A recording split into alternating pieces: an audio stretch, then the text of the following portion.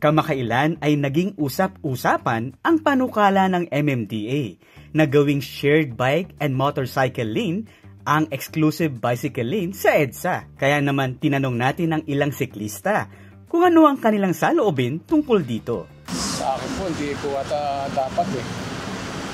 Kasi po, hindi nyo po masasabing disgrasya. Mabibilis po matutulin yan eh. Tatanong lang sana namin kuya kung pabor ba kayo na itong bike lane i-share natin sa mga motorcycle riders? Siyempre, share the road lang. Bigayan lang naman eh. Para sa akin, bigayan lang. Huwag lang yung masyadong alam mo na, pagka mga kamote, tataplisan ka, pipinahan ka. Share the road lang. Hindi naman ako madamot pero share the road lang. Ba kayo tayo na padaanan din natin sa mga motorcycle riders? Hindi pwede, pang bike lang. Kasi sila sinisingita kami minsan eh. Minsan pa ako mag-git-git eh. Hindi sila nagbibigay eh. Dapat pang bike lane lang. Pero matapos ang ilang pag-aaral at pagkonsulta sa grupo ng mga motorcycle riders at cyclists, minabuti ng MMDA na ipagpaliban ang panukalang ito. Pero marami pa ring mga motorcycle riders ang pumapasok sa exclusive bicycle lane. Bakit nga babawal ang motorcycle riders sa EDSA bike lane? Pag-usapan natin dahil dapat gets mo to.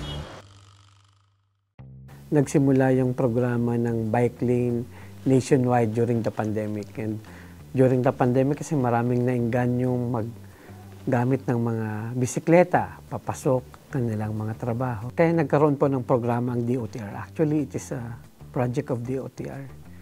Part lang ang MMDA sa mga ahensyang nag-implement nito. Ano ba ang nagiging violation ng motorcycle rider sa paggamit ng exclusive bicycle lane? At gaano ba kadelikado para sa mga siklista ang pagsingit ng mga motorsiklo?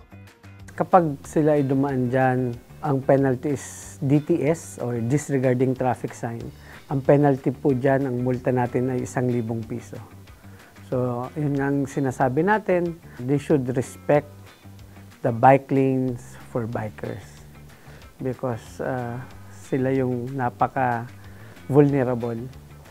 Kapag nasagi mo, kawawa yung siklista. Kaya paalala ng MMDA sa publiko.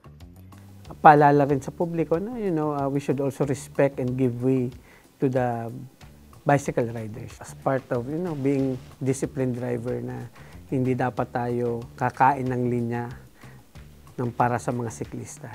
Kasama na natin yan dyan, nakita nyo naman, kaya nga nakalagay bicycle lane. So para sa kanila yan. For more videos like this, follow our social media accounts and subscribe to Manibela YouTube channel. Dahil dapat gets mo to!